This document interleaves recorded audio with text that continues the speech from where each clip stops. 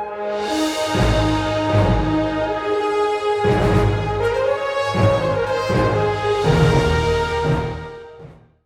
welcome back everybody. This is Expedition STEM. I'm your co-host Andrew, and today we are going to do an unboxing of actually a few different things, but they all have one thing in common, which is videography. Right now I am filming with my Nikon DSLR. It's a D5300, but for some of the stuff that I'm trying to do, it was a little bit cumbersome to set up and change lenses and batteries and that sort of thing. So for our Expedition STEM YouTube channel and some other things we're doing, I decided to try and take a look at getting a camcorder.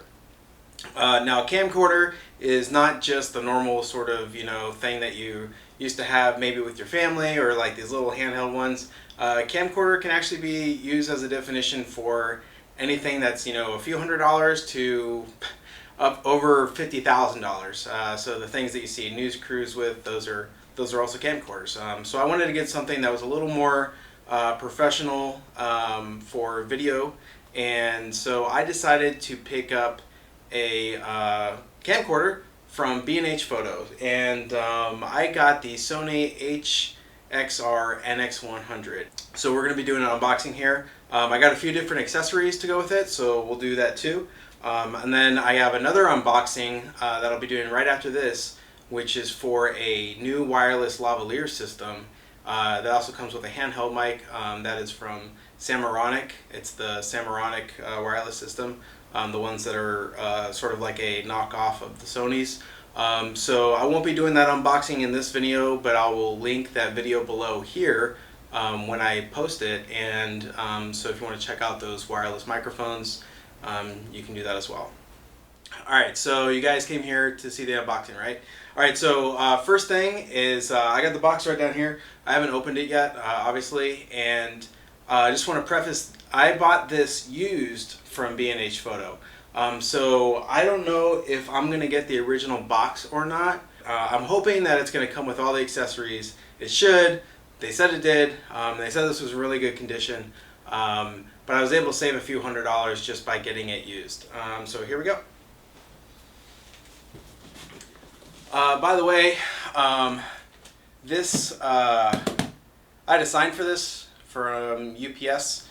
So just beware when you if you're looking to get a camcorder, especially from B&H Photo. I don't know what the threshold is for price, but this camcorder I picked up for right around $1,400, and so I had to sign for it.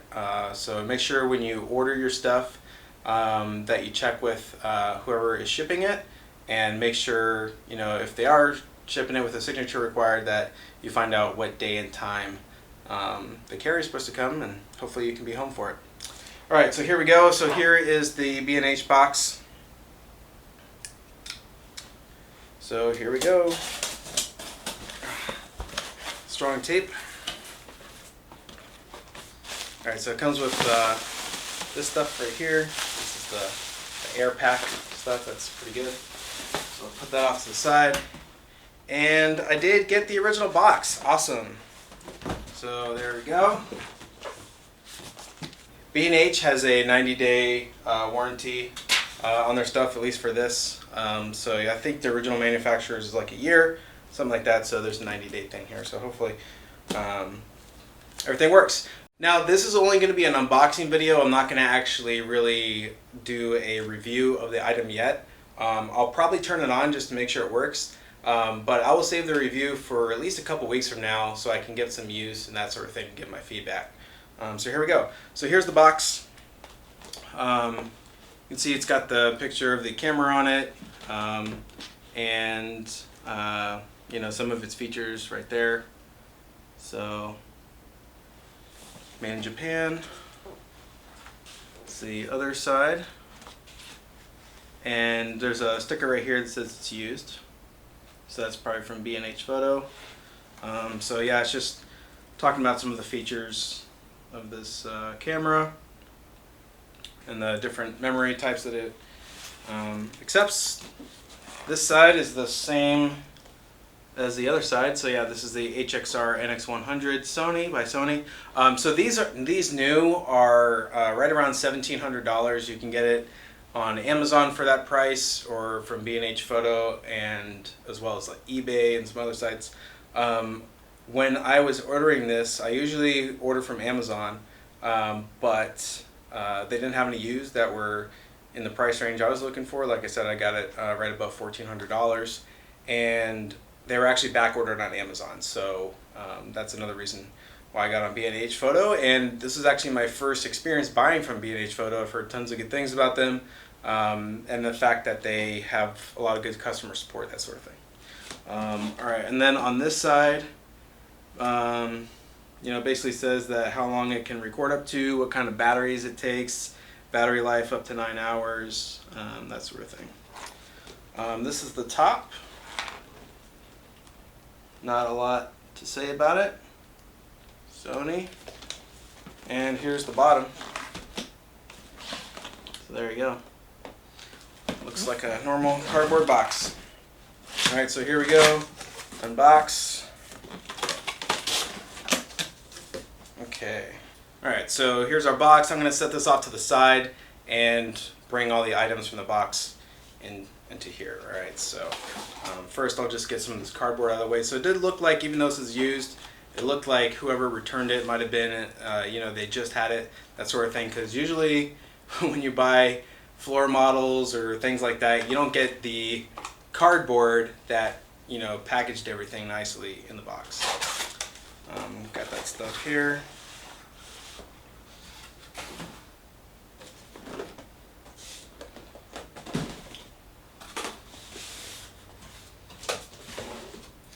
Alright, so first thing I grabbed a hold of that wasn't a spacer was this little box right here. So let's see what's inside. Alright, so first thing I'm seeing is the operating guide. So we have the Sony solid state memory camcorder operating guide. And let's see what else is in there.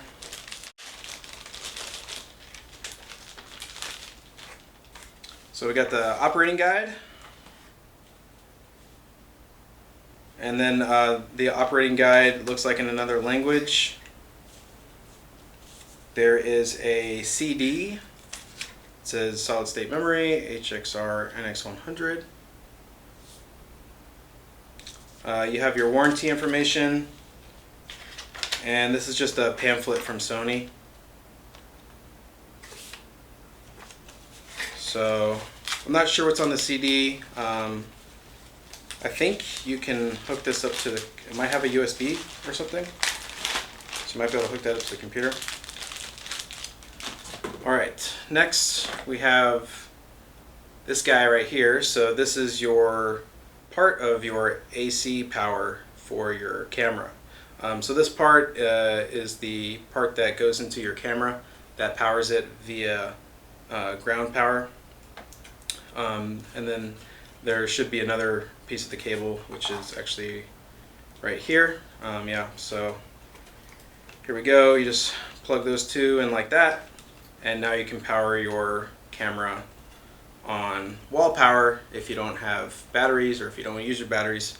I will definitely be trying to take advantage of this, because we all know batteries don't last very long in these high enduring machines. Alright.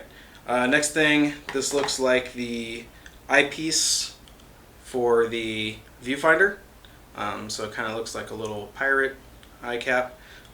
This one's a little dusty, so it's used, right? It's used, so that's fine. It looks like this might have sat on a shelf or something, but you know, that would be your eyepiece for looking in the camera. Next is a USB cord.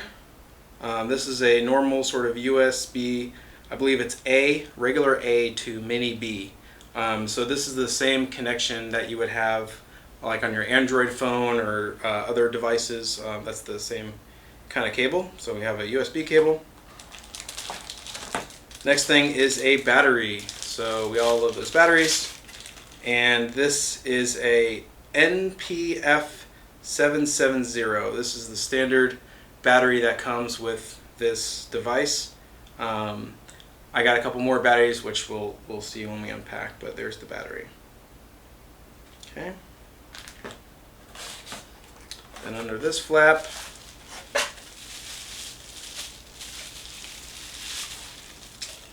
this is the battery charging dock. Alright, so as you can see here, this is actually my first Sony camcorder. It's probably my first camcorder, so it just slides in there and locks down like that. Now the cable that goes in here, I'm not sure what cable goes in there. I've done a little bit of research on this camcorder, but not a whole lot, so it actually might be the same cable that goes into the camera. Yeah, so this power cable that I showed you earlier that I said it went into the camera, it also charges your battery. I'm gonna assume that this cable also plugs into the camera because I'm pretty sure it does, but it definitely plugs into the battery charging station. But we'll check it out when we get the camera. Nothing special about the charging dock. It's the model number is BCL1. If you can see that there, BCL1, made by Sony. It says 8.4 volts DC, and yeah, so there's our battery. So we had the battery charger, US mini B cable, power cord, definitely for the battery charger, but I believe also for the camera, the eye cup, and documentation. Alright, so now we're going to set this aside and see what's next. Looks like it's just going to have to be the camera. So here we go. It comes wrapped in this sort of foamy plastic looking stuff. It's very thin. Here we go. Oh man, that looks sweet. Check that out. So this is the Sony HXR-NX100 camcorder, and like I said, I bought it used, and first I'm just going to take a quick look around the camera to see if there's any sort of blemishes, that sort of thing. The description said that it was pretty flawless, so we'll just check it out. So looking around on the left hand side with all the controls, I don't see any scratches or anything really. Here's the battery compartment, everything looks good. Here's the right side, things look good. Here's the front.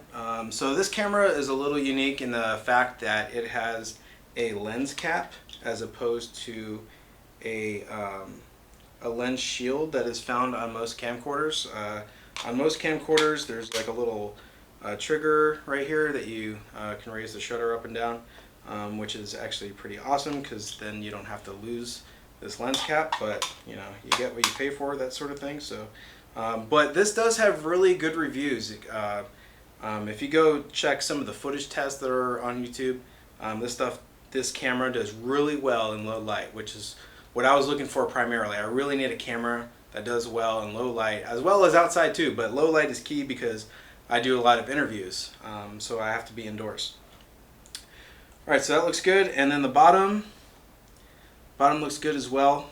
So it's got the two tripod mounts right there. It's got the quarter, and then I believe it's the 3/8. Just note that some camcorders do have a tripod mounting hole on the top, but this one does not.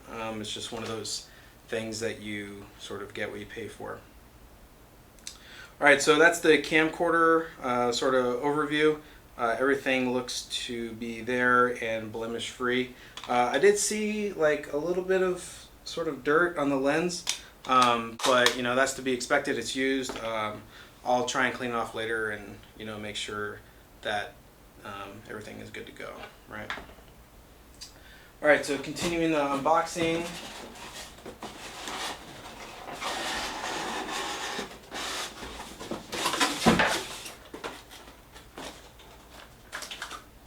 Alright, so I did find one more thing in the box. It was kind of sliding around there. It's this little guy right here. This is a sort of cover for the hot shoe on the camera. That would go right there. So That probably just came loose either during shipping or when it was being put in the box, but that's where it goes right there. We want to go over the different features of this camera and all the buttons and that sort of thing. So on the front, as you saw before, we have the lens cap and the lens right there, right? Got your lens hood. Then you have one reason I chose this camera among others that were cheaper, or even some that were more expensive but had like 4K. There's some different reasons why I chose this particular camera. So one of the features is that it has these 3 focus rings. And they aren't all for focusing. One is for zoom, and I don't know which ones they are yet. One's for zoom, one is for focus, and one is for aperture. So one controls, you know, how your distance that you're looking at, one controls the focus, and then one controls how wide that iris is opening. So some other camcorders combine these 3 rings into one, and then you use a little switch on the side to select which one you want to change. That's all perfectly fine for maybe other people, but if you want to focus real quick, you know, would you rather switch to the feature and then to the ring, or, you know, would you just rather grab the ring? I'd rather just grab the appropriate ring. They're all different sizes, as you can see here. This one is thin. This is about twice as thick as this one, and this one is about maybe 3 to 4 times as thick as that first one. So they're also, you know, spaced apart. So you, over time, I would expect for someone to know which one they were grabbing, not, you know, oh, which one is which, that sort of thing. All right, so look at all these controls. This is another reason why I chose this camera as opposed to some of the other ones. So there's some by Sony and some by Canon that are 4K or even just 1080p. This one is 1080p only. And well, in addition to some lower res, but some don't have all these buttons.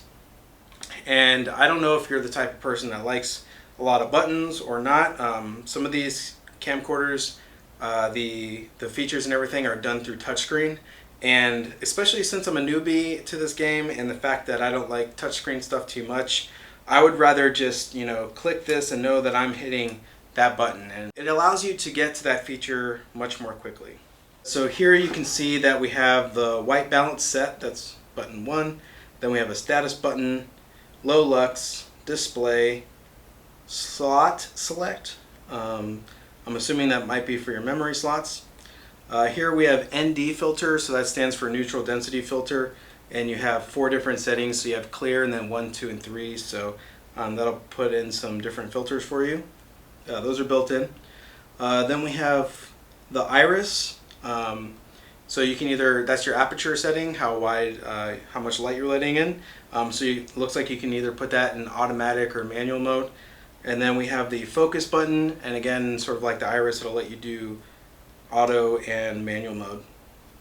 All right, and then we have this little guy right here.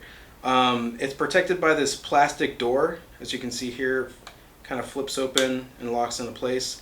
These are all your sound settings for your microphones. So this camera actually has 3 different spots to take in sound. Actually, I guess 4 technically. There's a built-in microphone on the front, right there. But you can also plug in XLR microphones, which I will definitely be doing, by using these ports over here. So there's these little rubber caps that are in there. Thank God they're still working because this is used, but you have input 1 and input 2. These are locking XLR inputs. There also is a feature if you get the Sony, I think it's the UPW D wireless microphone set. You can plug the receiver into the hot shoe, and that allows you to use a menu and go in, and all the audio is received through the hot shoe, and I believe you need an adapter between the receiver and that hot shoe. The Sony wireless microphones were just a little out of my price range, so that's why I didn't go for those. But here in your microphone settings, you have channel 1 and channel 2, so those would be for your input 1, input 2 XLR microphones. So looks like that's your gain adjust, these 2 knobs right there, and look, those are also adjustable from outside. You can sort of if you got your finger on them, you could twist them a little bit. Doesn't let you really grab them, but if you wanted to, you could probably move them. It lets you set that gain to auto or manual with these two controls here. Next you have your internal microphone, or your microphone select, so it looks like you can't record maybe all three at once. I'm not 100% sure at that. We'll definitely have to take a look, but okay, so this is for channel 1. It lets you either pick the internal microphone, the external microphone, I'm guessing channel 1, or the MI shoe. That would be microphone input via the shoe. We just talked about that. The same settings are below for channel 2. Then up here, channel 1, we have line mic or mic plus 48 volts. The mic plus 48 volts, that's going to give you the 48 volts of phantom power if your mic requires one. If you don't need that, then it would just be in mic. And if it's in line, I'm actually not sure what that is. There might be another input that I'm not aware of yet. So yeah, I'm not sure what line is yet. There may be another input. But yeah, so those are your microphone settings. Alright, next down here we have this little toggle switch down here. It lets you go up and down. So some camcorders have like a rolling select thing here, but this one's just up and down. I've heard some people like it, some people don't like it. I guess I'll have to see which one it is. So this one just basically just push up and then push down instead of rolling. Here's your gain select, white balance, shutter, full auto. Makes everything just go into automatic mode. That would include your shutter, white balance, gain, and focus. Power, this is your power button, just on or off. Then we come around to the back. Here's your battery release button. So you just hold that down and pull your battery up like that. Pull it out. Through this little door, that's where you put your SD cards. So this one, the top one can take either a SDXC or the Memory Pro Duo. The bottom one, which is B, that only takes SDXC. So here's your two memory card slots. So one of the cool things about this camera is that it has a few different modes of how it can deal with your memory cards.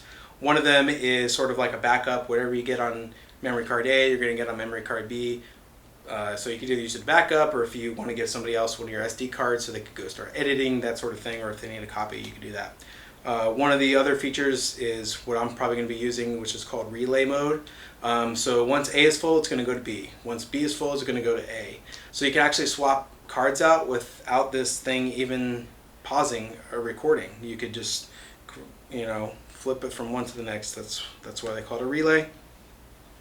Down below that, we have your headphone jack. So that's 3.5. And then this thing down here, that's for a remote. I believe it's called a LANC remote.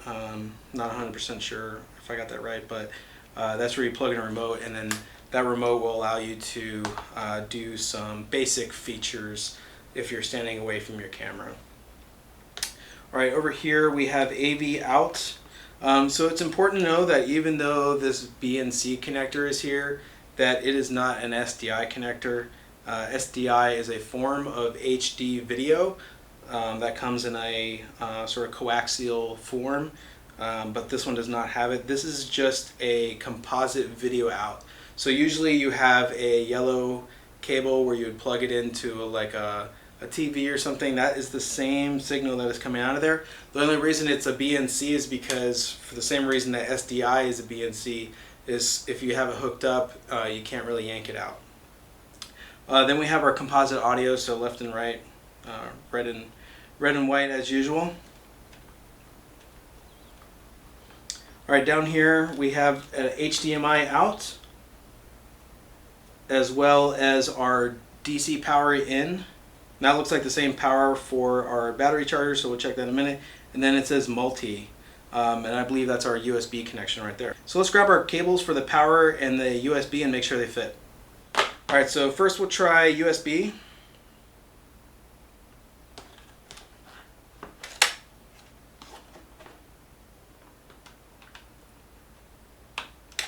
So there we go. That's where USB goes. So it says multi, it's just USB, right? So there we go. So USB plugs in there. I'm not sure why why we need USB. I know that you can do firmware updates on this camera. I don't know if it has a firmware update yet, but that would be one way of doing it.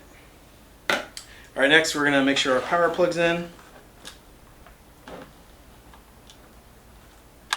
There we go, power plugs in. So it is the same cable that powers both the camera and the battery charger. Note that this does prevent you from plugging it the wrong way. It does have like a little sort of like lip on there to prevent you from plugging in the wrong way. Alright, so that's it for the back. Let's turn it to the right. As you can see here, there are these little clips right here for cables where you can attach. So for example, got a cable here. So if you had a cable, you could sort of like snap it in there like that, and that way when you're sort of carrying stuff around, maybe an XLR one on the top, it kind of keeps stuff in place.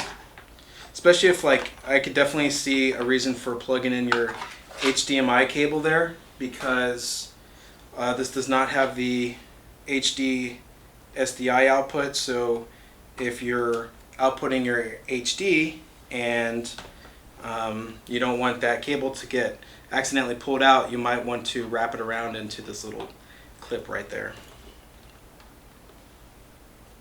Oh, also on the back, sorry, one more thing is your viewfinder, right? There it is. So it can pivot up and down, right? And our eye cup. There's a little dial on the side too. I'm guessing that's for brightness or for focus. And then our eye cup would just sort of slide on top.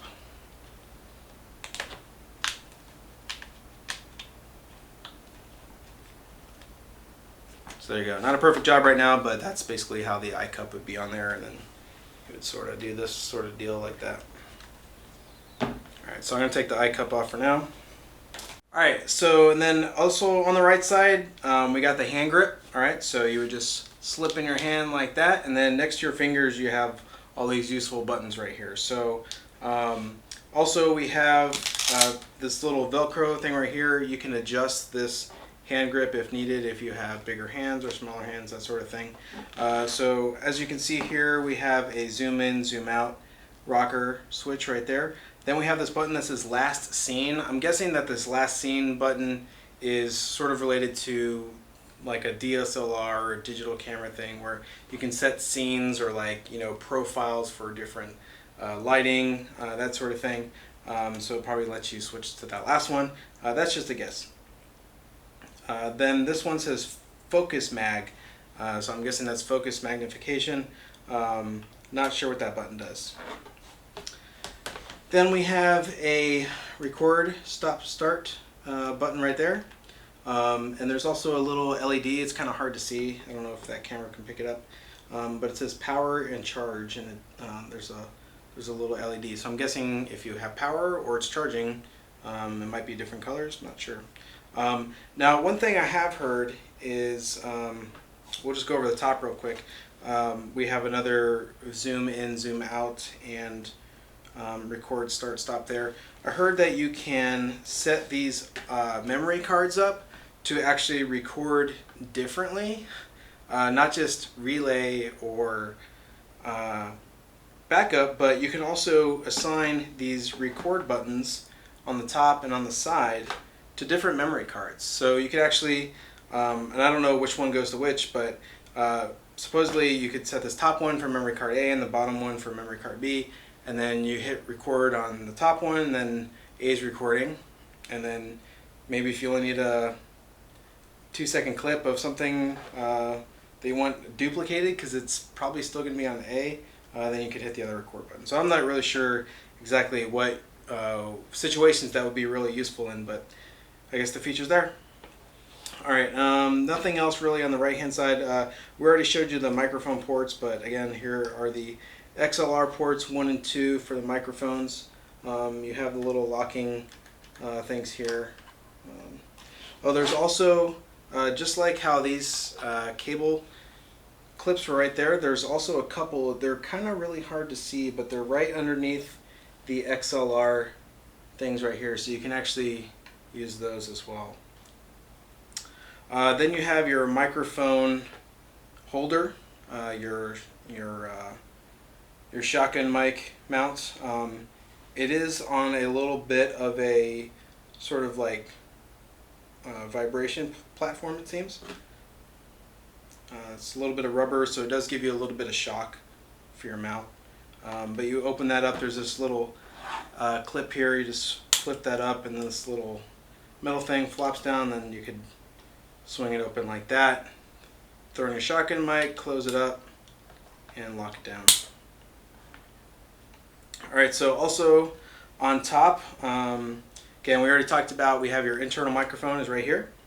Your hot shoe, that can be used not only for the Sony UPW wireless microphone system, but it can also be used for a lighting system that they have too. One of those sort of panel lights, LEDs that you can place on top. It can control that sort of thing. All that is done through the menu, I'm told. All the controls for that. And then so we have the zoom in, zoom out, record.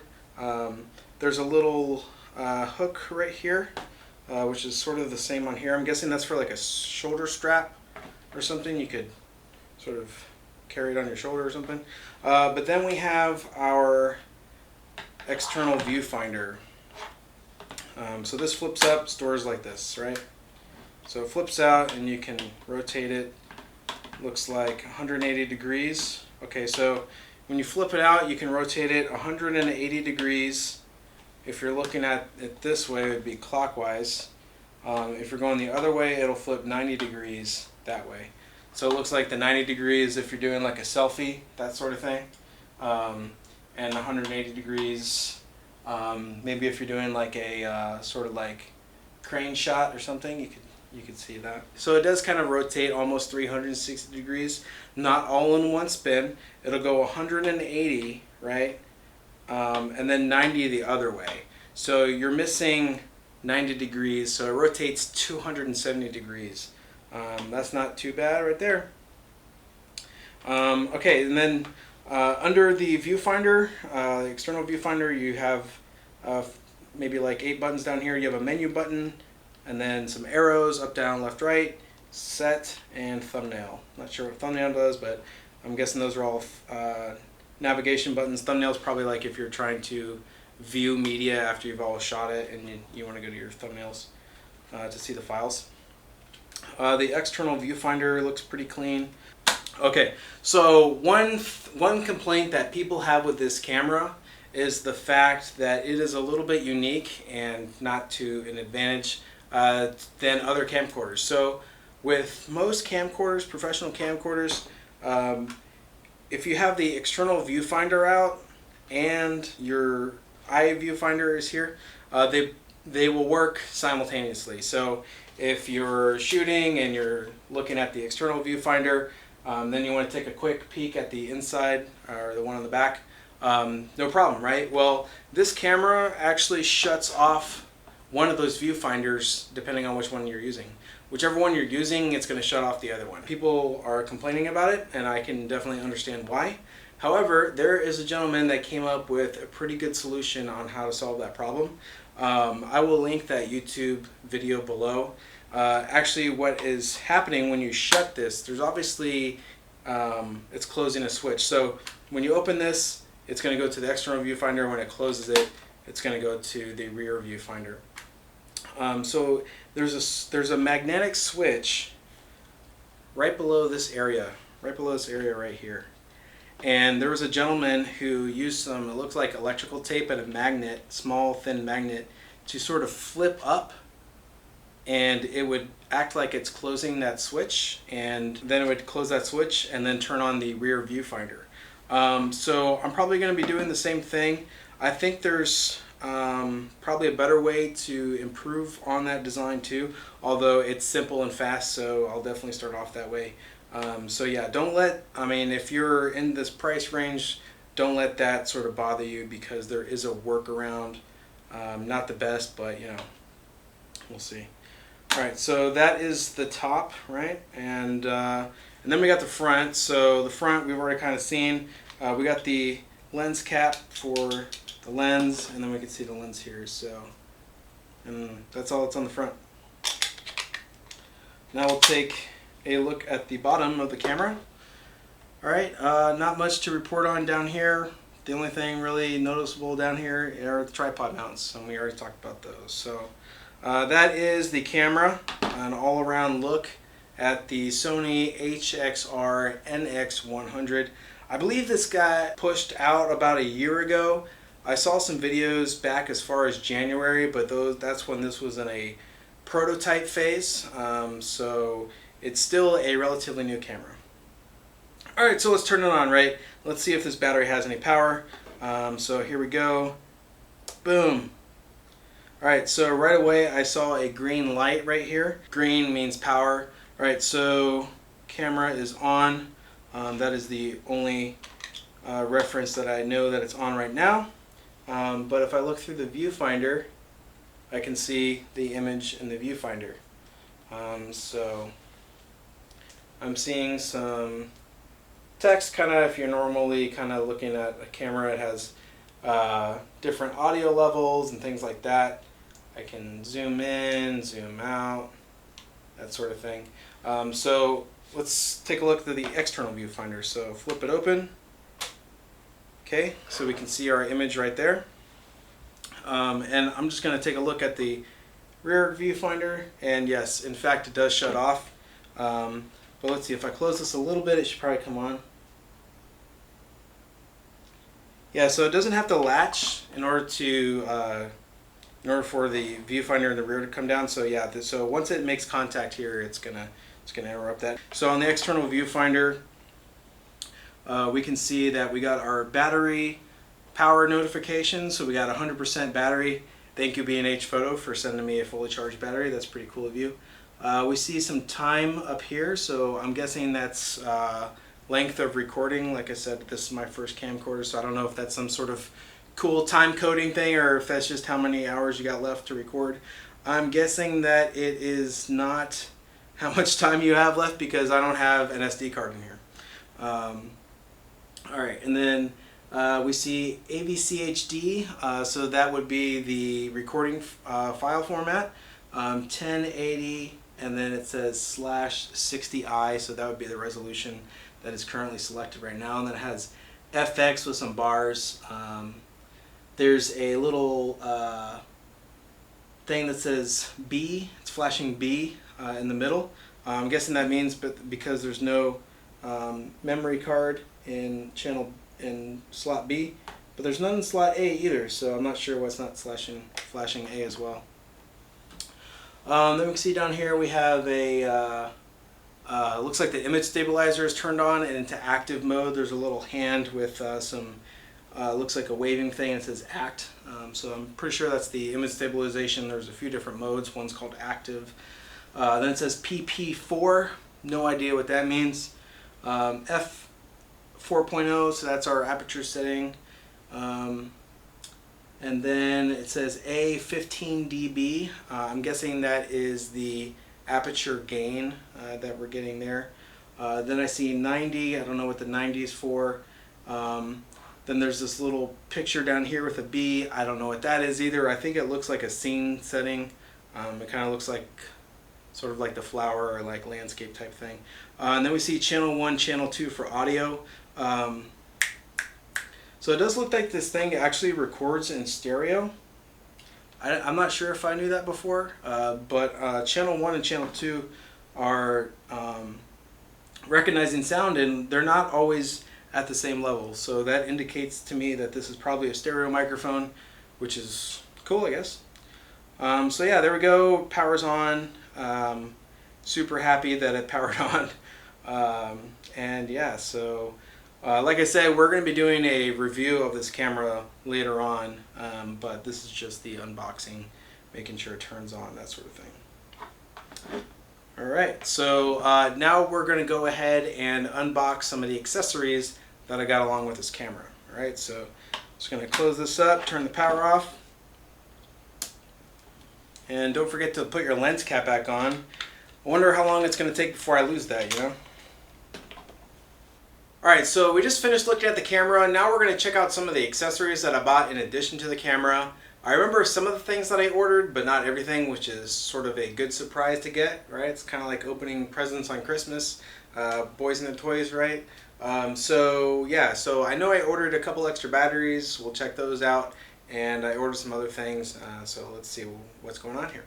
Alright, so here we go. This is the first box. Okay, so we got the receipt in here. Got to keep that in case anything's wrong, right? Got some of the air pack. Throw that over there.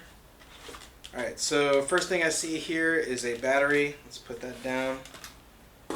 And I have a couple SD cards. So that's it for that box. Alright, so first let's take a look at the battery. This is a Watson battery. That's the brand name. It says lithium-ion battery for camcorders and digital cameras. It says it replaces the Sony NPF 930, the 950, 960, 970, 975.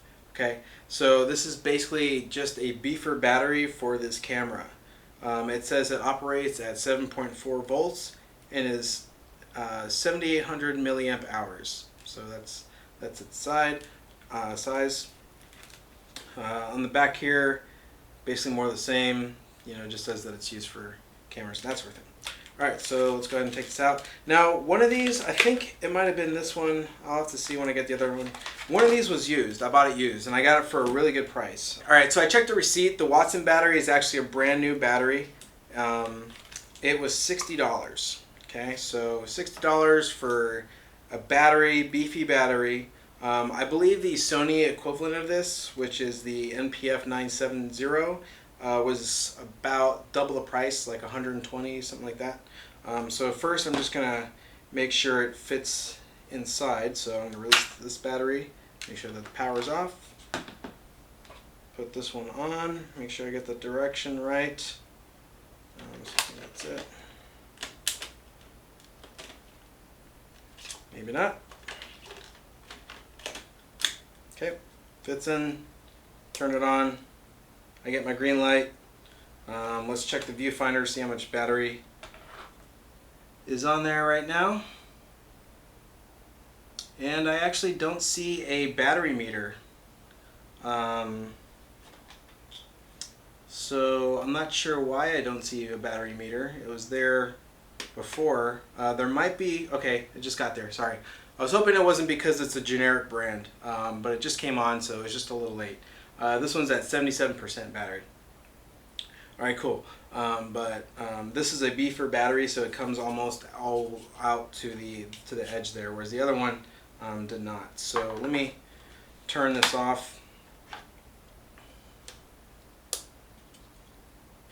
Release the battery.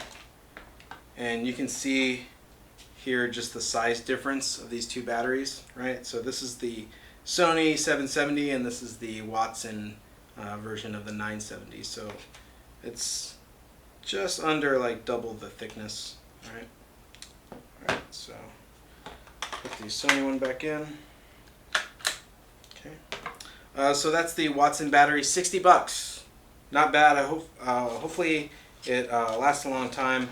The reviews were good on the Watson batteries. So.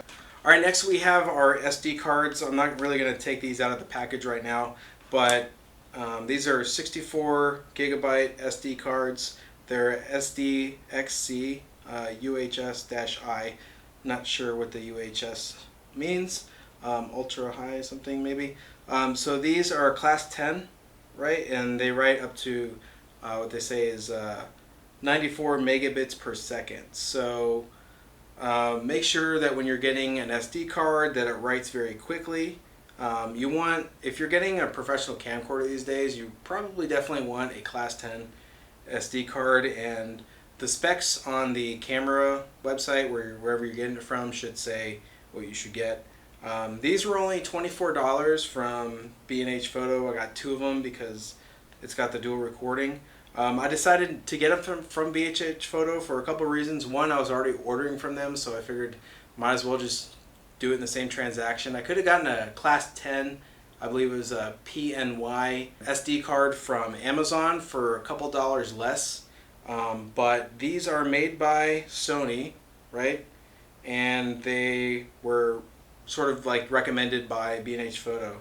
So I decided to just go ahead and order it because it was sort of already recommended with this camera. Why not, you know? It does give the little sort of specification of what exactly the speed is. Again, all SD cards are going to show you their read speed. That's going to be the top speed that it reads. Down here it says 94, that's your read speed. 70 megabits per second is your write speed.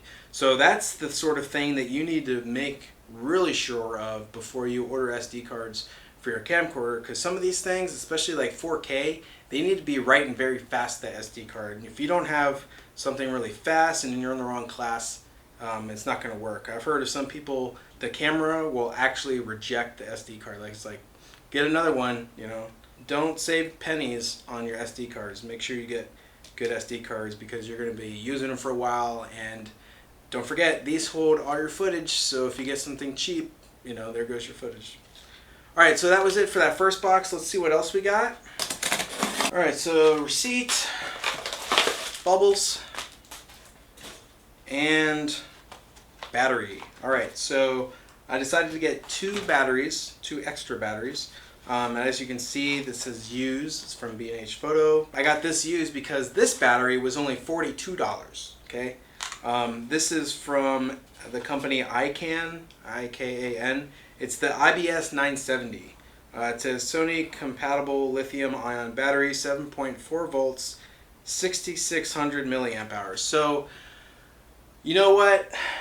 Maybe I made a mistake in getting this because it was used. I'm not sure if I knew the milliamp hours before I ordered this. The Watson was 7800 and this one is 6600. So that's quite a difference, and this one was supposed to replace the same battery that this one was replacing. Actually, maybe this was the 975, and the 975 gives you like a little extra boost. So yeah, paid more for it, got more for it. Maybe I should have just bought another $60 one of these rather than getting the $42 version of this one. But I don't know, we'll see. It was used, it was cheap, it was 42 bucks, it was used. So here we go, opening it. So still came in its plastic bag, that's good. For a used battery, I don't see any wear on this whatsoever. Yeah, I don't see one blemish. This looks like maybe they had it for a day and then returned it. So here we go, it's the same sort of locking mechanism, and it looks like it's the same dimension as the other one. So yeah, so there's our new battery, and I guess I'll just make sure it works. Take out the Sony, plop in this guy, turn it on, got my green light. Let's open up the viewfinder. Okay, so obviously it powers on, so that's good, and I'll just wait for a second. Alright, so that one's at 95%, so thank you B&H Photo again for probably charging that. So again, they all use the same charger, right? So I'll just be having one charger. Maybe I'll have to order another charger if I find that I need one. Alright, so we'll turn that off and put in the original battery. Alright, so that was it for the second package. Let's move on to the third. Bubbles. Oh yeah. So I kind of forgot what I ordered. This is the thing that I forgot. So I ordered an extra quick release plate. So here we go. This one is made by the company Giottos, Giottos, G-I-O-T-T-O-S. This is a camera mount with plate. So I have a Ravelli tripod that I use for everything that I bought off Amazon. It's got a fluid drag head. Definitely not Manfrotto quality, but it does the job that I need it to do. I'll link that tripod below. I just bought a Steadicam rig and I got a glide cam, and I found the need that I'm probably going to need another quick release plate because the one that I got on my tripod that I'm filming on right now, it's just there. And if I take my camera off, then I have a shoulder rig that I sometimes use. So I got one of these quick release plates to put on my Steadicam rig. So here's like sort of like a diagram on the back on how you would use this sort of thing. So if you've never seen a quick release plate, that's basically it. So it comes with that. So it comes with the Allen key. But this is basically the quick release plate. Okay, so it's for stuff that's flat, right? That you put this on, where you need another quick release plate. So, so I would put my sort of Steadicam rig, hook it on like that, and now I can use this as my quick release plate. Then I would just slide it in like that, and then you have your tightener right here. So I've read the reviews of this. They seem pretty good. I haven't seen anyone that's had any really issues with this. It's made out of metal. It looks pretty durable. Right now it's just got the 1/4 inch mount right there, but you have your 3/8 plugged in here, I'm guessing. Yep, so that's your thicker one, and it might accept both at the same time. This isn't going to be a review of it, just an unboxing. Put that back. You got your button right there to release it. You have 2 levels at 90 degrees, so you can see if you're level or not. Then you have your tightening mount right there. This is a place to put your other 1/4 inch there for will fit. And then you got your mount, and that's how you're going to mount it to whatever you're mounting it on. If you'll be using the 3/8 mount like that. You could also use these screw holes coming from the top. So there you go. That's the plate it came with. But I also ordered an extra long version too, because it seems that that's what people are using for camcorders. So this is the Giodos extra long plate. This is the MH611 plate. And let's see, this one was the MH621. Sorry that I didn't say that before. The quick release plate is the MX621, and that one is supposedly the one that works with Revelli.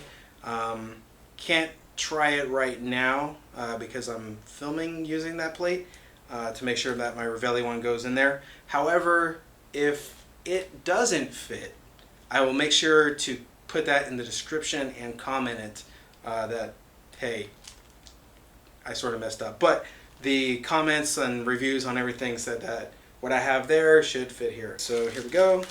Boom. So there you go. So this one has the 2 versions. It's got the 3/8 as well as the 1/4 inch. And you'll see most heavy stuff has those 2 things. So if you look at the bottom of the camcorder, it has those 2 there. So I would hook this up like so, screw it in. Let's go ahead and just do that. Okay, so now the plate's on there, right? So that should be able to slide into this. Boom. It fits. So yeah, you would just slide it in there and then tighten that down. Now, one thing that people like to test is my camera going to fall off the plate if I never tightened it? So right now you can see it's moving, right? But if I just hold that plate, can I shake it? I'm going to not let it fall. I'm going to keep a hand here, but I'm not actually holding it here. It's not falling down that way.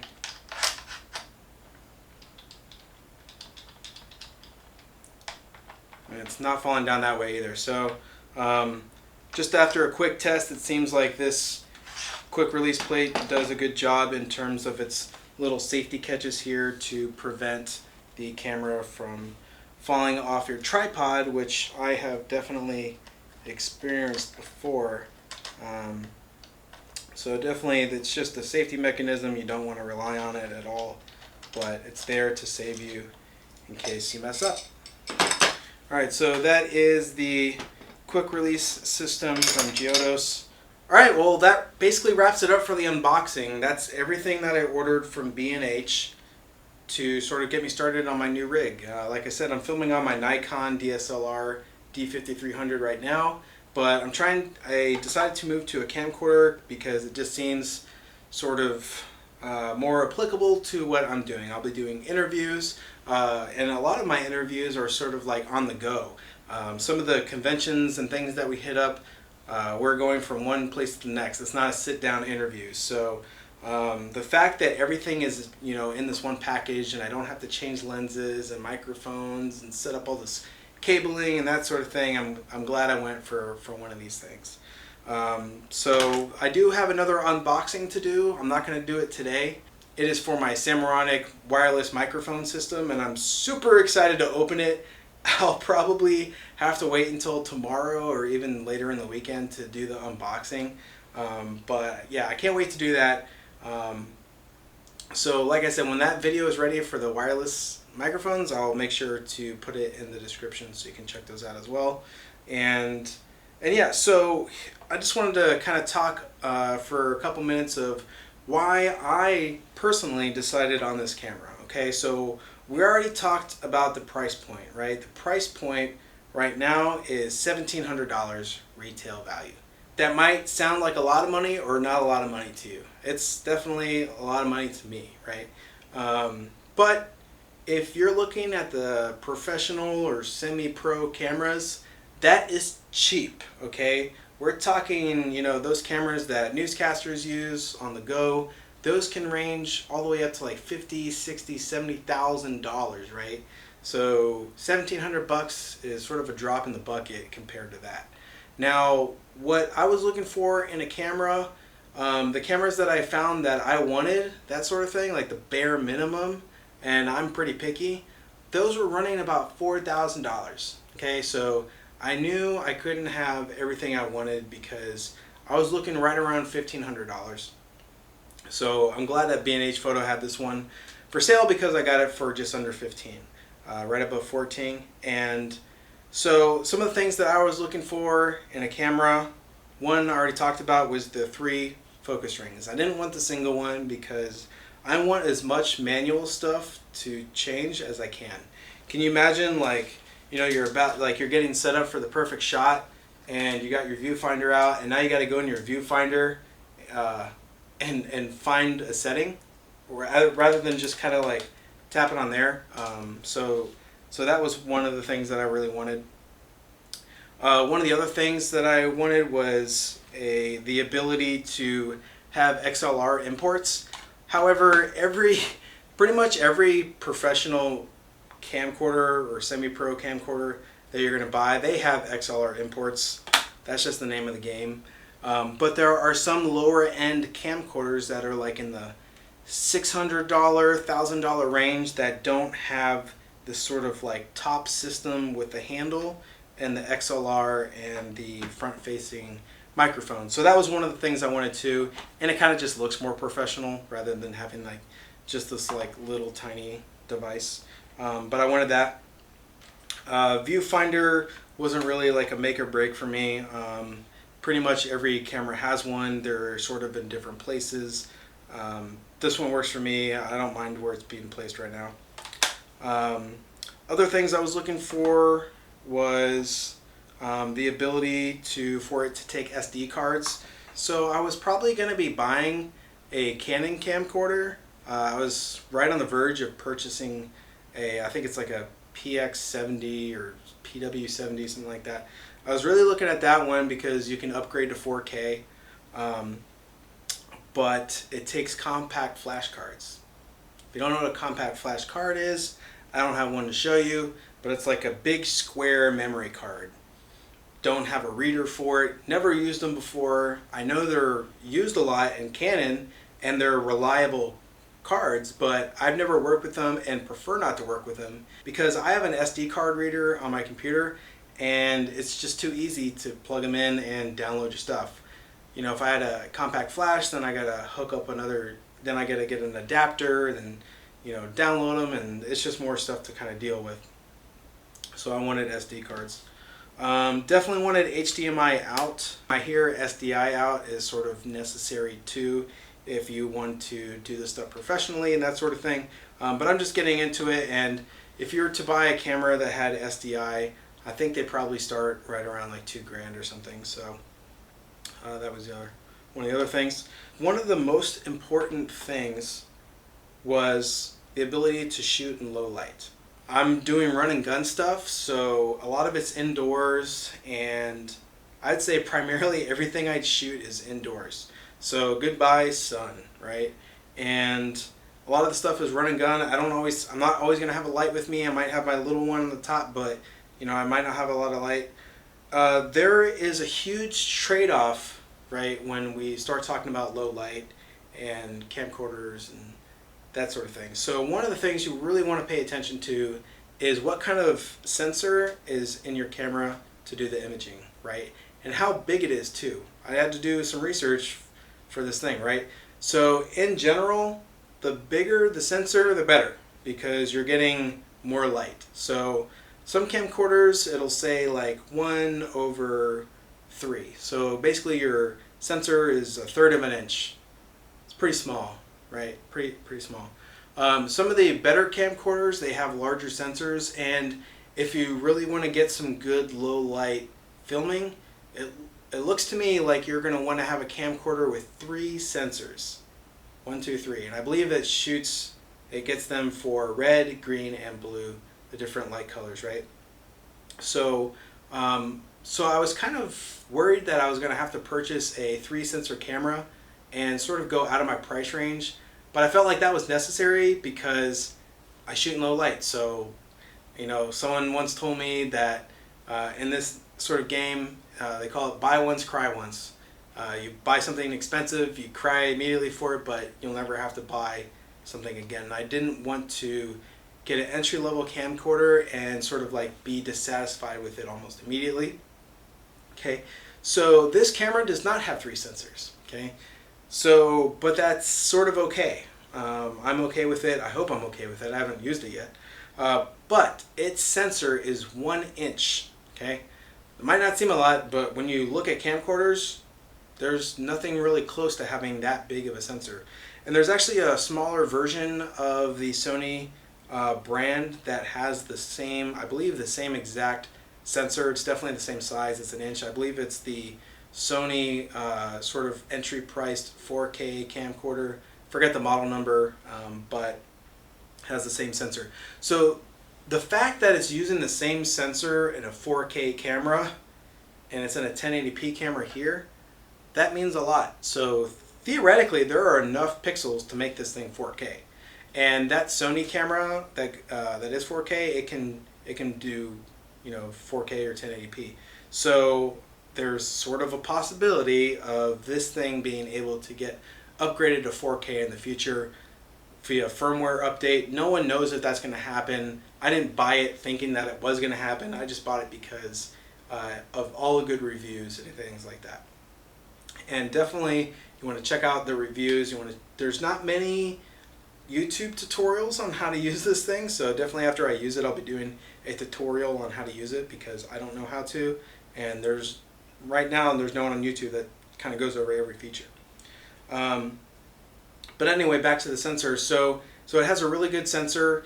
The fact that it's bigger means that it collects more light, and so when you're in the dark, it's collecting more light than a camcorder that has like a 1/3 inch sensor, obviously. Because of that and some of the sort of algorithms that are being used to process all this information digitally, the low level shots look great. There's a few on YouTube you can check out. Just type in HXR-NX100 low light, and there's a few people that test stuff. I'm like, yeah, that's exactly what I need. And so one of the other really cool things about that big sensor is the fact that it does image stabilization. Now, image stabilization isn't anything new to cameras. People have them. They're on all camcorders usually.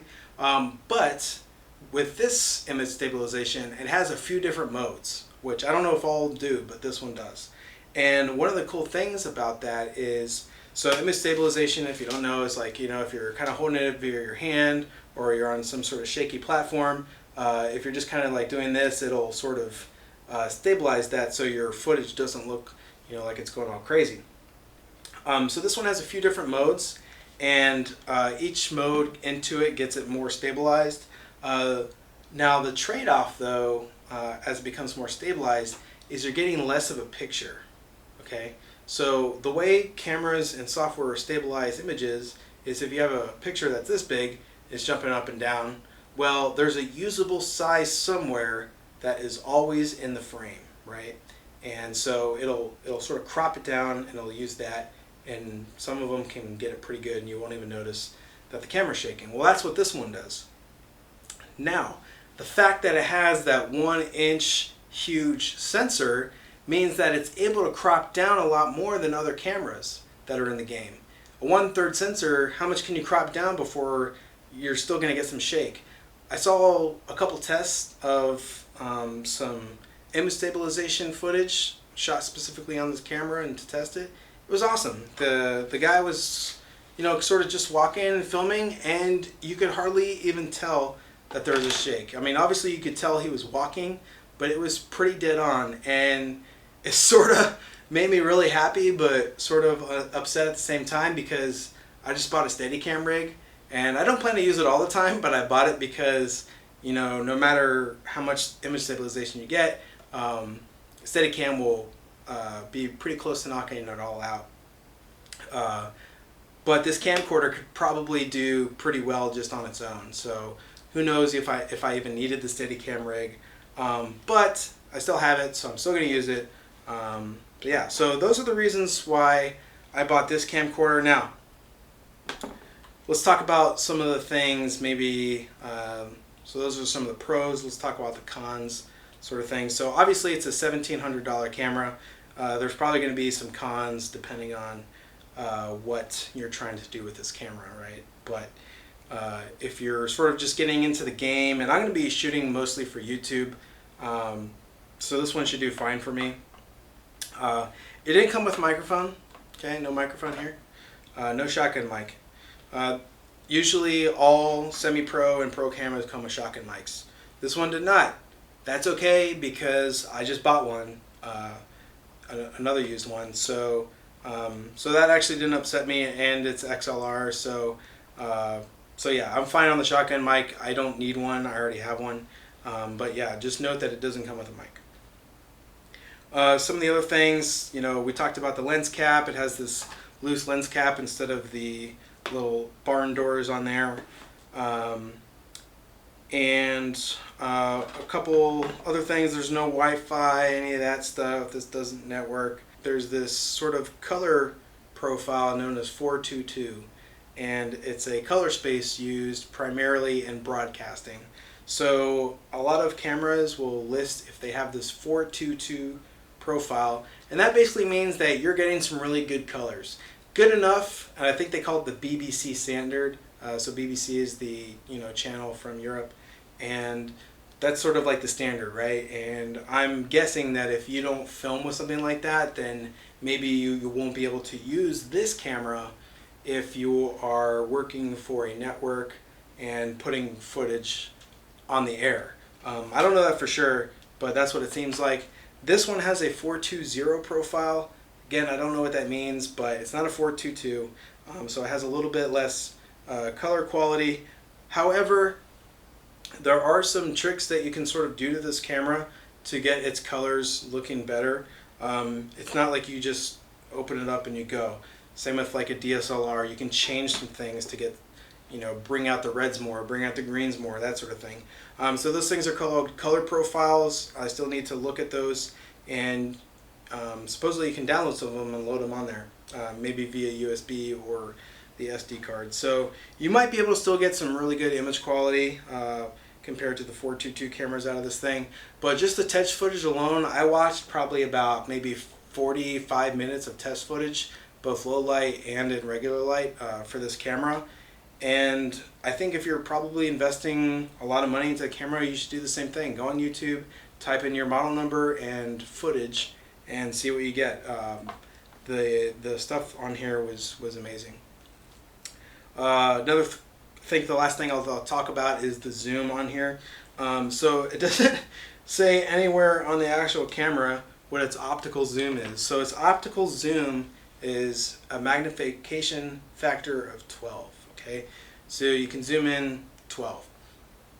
Not a whole lot when you're looking at other camcorders that can do a lot more. However, this one has what they call the clear image zoom, and that says that gets you up to 24. Okay, so that gets you 24 zoom. But the way it does that is a digital zoom.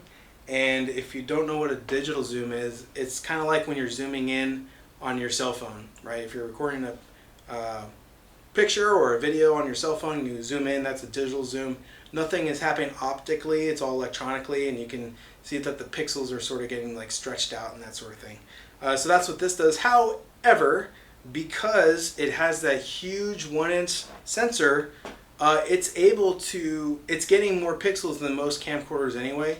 So it's not like that extra factor of 12 digital zoom is going to be the same bad quality digital zoom as other camcorders. This one's going to be a lot better because it's actually just cropping down on the usable size of your sensor. So it's kind of like effectively turning that 1-inch sensor into a 1/3 sensor in the fact that you didn't even digitally zoom into there. So you get some pretty high quality stuff. I've seen some things where it says that this goes up to 48 zoom. I don't know where they're getting that extra factor of 2. I believe that there might be just like a setting or something where you can quickly double it or something like that. But it's also got the Sony G lens. I'm not really sure what that means. But yeah, so for $1,700, and I paid under $1,500, this so far is definitely a worthwhile investment. I mean, this thing is beefy. One of the other reasons I wanted to get a camcorder was sort of like the intimidation factor. When you go to events and there's other media there, me and my YouTube buddy, we get access to media events and press events. And when you show up with a DSLR, like a D5300, even, it's sort of like a compact DSLR. I don't know if it was just me, but it kind of made me feel like maybe I wasn't being serious. Like I was, but compared to these other people, they have these big beefy cameras. There's actual news stations there, that sort of thing. Having this is just going to make you look more pro, right? All these buttons, that kind of makes you look more pro. Like this is definitely not for